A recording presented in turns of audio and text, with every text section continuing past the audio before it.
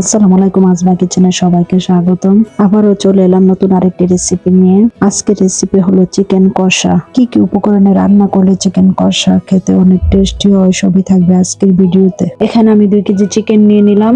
Chicken গুলোকে ভালো করে ধুয়ে পরিষ্কার করে নিলাম। আর চিকেন কষার জন্য চিকেন গুলোকে এরকম বড় করে টুকরো করে নিলাম। এখন চিকেন গুলোকে ম্যারিনেট করে নিব। দিব 1 চামচ আদা বাটা, 1 চামচ রসুন বাটা, 1 চামচ কাঁচামরিচ বাটা, 1 চামচ গোলমরিচের গুঁড়া, দিব 1 চামচ হলুদ গুঁড়া, 1 চামচ মরিচের গুঁড়া, সাথে দিব 4 থেকে 5 টেবিল চামচ টক দই, দিব 1 চামচ ভিনেগার, আপনারা চাইলে লেবুর রসও দিতে পারেন, দিব 1 চা চামচ লবণ, সাথে দিব 6 থেকে 7 স্পুনের মতো সরিষার তেল। এখন চিকেন গুলোকে ভালো করে ম্যারিনেট করে নিব। ম্যারিনেট করা হয়ে গেলে 15 থেকে 20 মিনিটের জন্য রেস্টে রাখবো। এখন একটি গরম কড়াইয়ের মধ্যে দিয়ে দেবো 8 থেকে 10 স্পুনের মতো সরিষার তেল, আমাদের আঞ্চলিক ভাষায় বলা হয় হৌরার তেল। গরম তেলে দেবো একটি তেজপাতা, একটি দারুচিনির টুকরা, 7 থেকে 8টি লবঙ্গ, 6 থেকে 7টি আস্ত এলাচ, 1 চামচ আস্ত জিরা। এখন মশলাগুলোকে ভালো করে ভেজে নিব।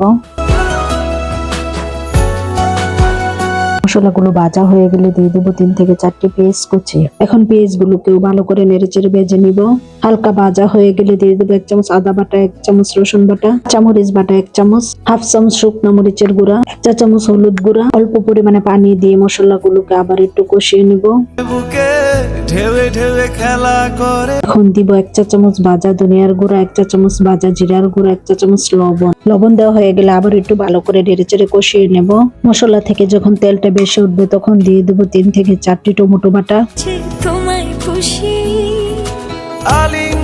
2 থেকে 3 মিনিটের জন্য ঢাকনা দিয়ে ঢেকে দিব। 2 থেকে 3 মিনিট পরে ঢাকনাটি উঠিয়ে নিয়ে আবার একটু নেড়েচেড়ে নিব।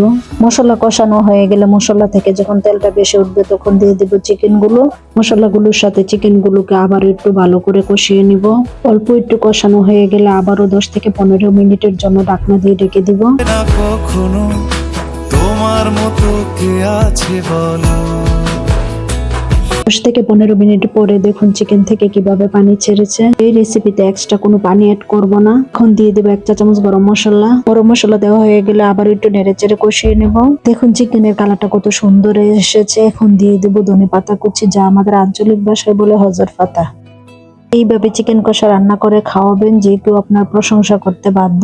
ভিডিওটি ভালো লাগলে বেশি বেশি করে লাইক, কমেন্ট, শেয়ার করবেন। নতুন নতুন ভিডিও দেখার জন্য সাথে থাকবেন। যে যেখান থেকে ভিডিওটি দেখতেছেন সবাইকে অনেক অনেক ধন্যবাদ। সবাই অনেক অনেক ভালো থাকবেন। আজকে এই পর্যন্ত, আল্লাহ হাফেজ।